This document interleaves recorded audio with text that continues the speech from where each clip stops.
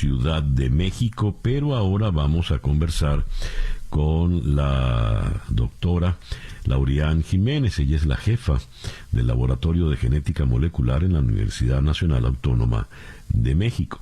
Laurian, muy buenos días, gracias por atendernos. ¿Qué tal? Muy buenos días, gracias por la invitación. A usted por atenderla. Leo que la Organización Mundial de la Salud aprobó el uso de emergencia de la vacuna india, Covaxin.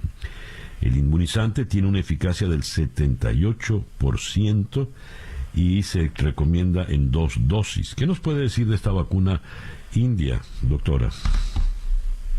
Sí, bueno, esta vacuna es la 7ª u 8ª, como lo quiera ver, vacuna que ha sido aprobada por la Organización Mundial de la Salud.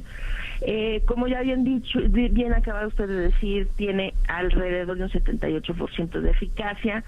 Se aplican 2 dosis con 4 semanas de diferencia entre la primera y la segunda dosis. Los últimos estudios de esta vacuna indican que contra la variante Delta, esta vacuna tiene una eficacia de alrededor del 65.2%.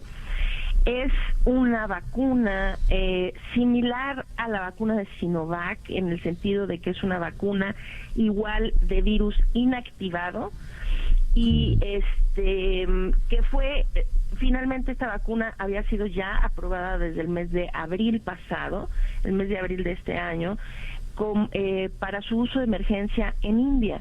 Y 7 meses después, esto es el día de ayer, se aprueba finalmente por la Organización Mundial de la Salud, ahora formando parte entre Pfizer, Moderna, Johnson & Johnson, Sinovac, Sinopharm y AstraZeneca en sus 2 variedades, la AstraZeneca Oxford y la Covishield, que es AstraZeneca fabricada en India.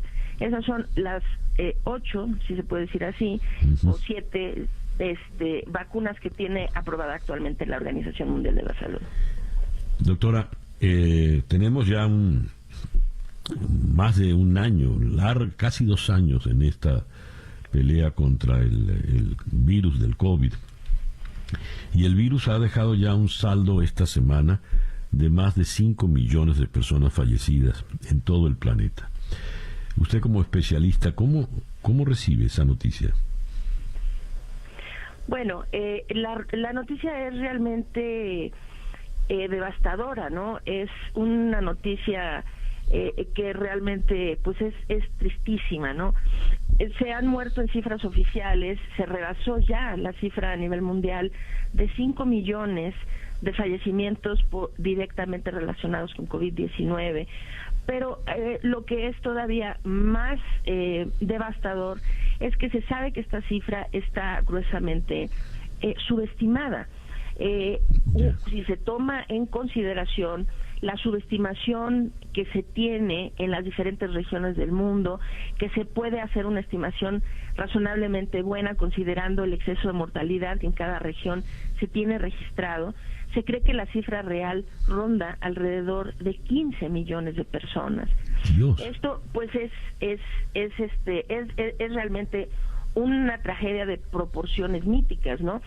Se había pensado que difícilmente en tiempos modernos se podría llegar a pensar que en que ocurriera un evento similar al de la gran pandemia de influenza H1N1 allá de 1918-1920.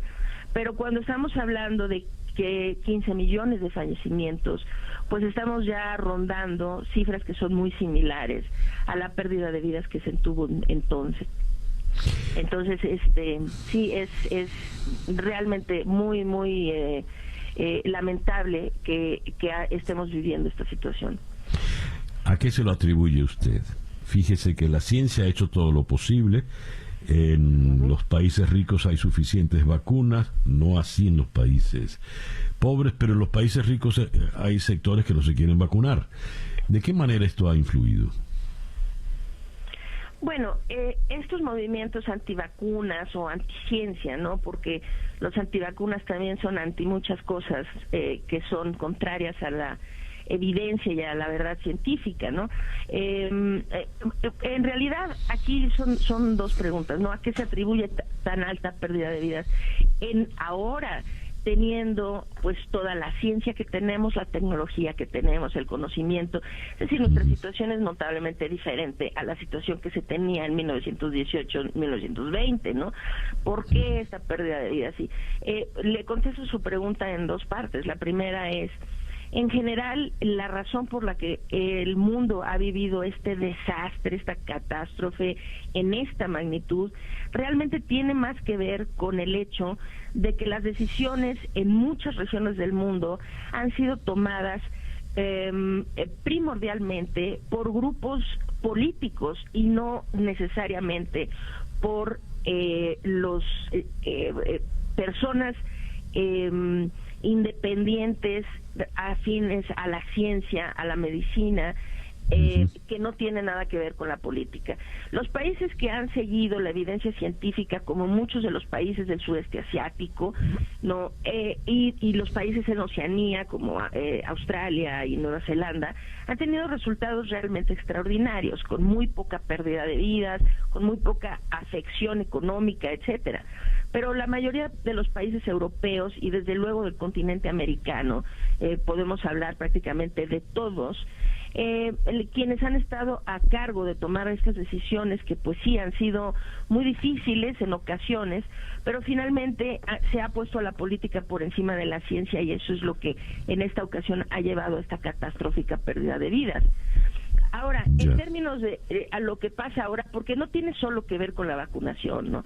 Esto, en realidad, cuando la pandemia inició, esto debió ser un problema que pudimos haber controlado los primeros 6-8 meses de la pandemia.